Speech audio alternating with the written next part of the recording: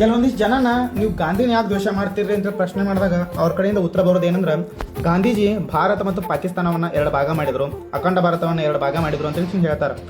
ಆದರೆ ನಾ ಇವತ್ತು ಭಾರತವನ್ನು ಯಾರು ಇಬ್ಬಾಗ ಮಾಡಿದ್ರು ಮತ್ತು ಯಾಕೆ ಇಬ್ಬಾಗ ಮಾಡಿದ್ರು ಅಂತ ಹೇಳ್ತೀನಿ. ಸುಮ್ಮನೆ ಗಾಂಧೀಜಿನ ದ್ವೇಷಿಸಬೇಡ್ರಿ.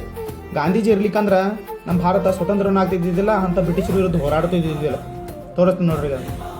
ಭಾರತ ಮತ್ತು ಪಾಕಿಸ್ತಾನದ ವಿಭಜನೆಗೆ ಅನೇಕ ಅಂಶಗಳು ಕಾರಣ. ಬ್ರಿಟಿಷರ ಒಡೆದು ಆಳುವ ನೀತಿ, ಮುಸ್ಲಿಂ ಲೀಗ್ ನಾಯಕ ಮೊಹಮ್ಮದ್ ಅಲಿ ಜಿನ್ನಾ ಅವರ ಪ್ರತ್ಯೇಕ ದೇಶದ ಬೇಡಿಕೆ ಮತ್ತು ಬೆಳೆದ ಕೋಮು ಸೌಹಾರ್ದತೆಯ ಕೊರತೆ ಇದರಲ್ಲಿ ಪ್ರಮುಖವಾದವು. ಗಾಂಧೀಜಿಯವರು ವಿಭಜನೆಯನ್ನು ತೀವ್ರವಾಗಿ ವಿರೋಧಿಸಿದರು. ಅವರು ಹಿಂದೂ ಮುಸ್ಲಿಂ ಐಕ್ಯತೆಗಾಗಿ ಶ್ರಮಿಸಿದರು ಮತ್ತು ದೇಶದ ವಿಭಜನೆಯನ್ನು ತಡೆಯಲು ಪ್ರಯತ್ನಿಸಿದರು.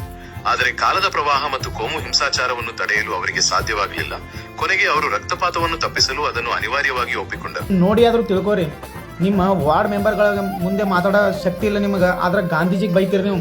ಗಾಂಧೀಜಿಗೆ ಬೈಯೋದಕ್ಕಿಂತ ಮೊದಲು ಅವ್ರ ಹಿಸ್ಟ್ರಿ ತಿಳ್ಕೋರಿ, ಅವ್ರ ಬಗ್ಗೆ ತಿಳ್ಕೋರಿ, ಆಮೇಲೆ ಮಾತಾಡಕತ್ತಿರ್ತಾವ್ರಿ. ಜೈ ಹಿಂದ್.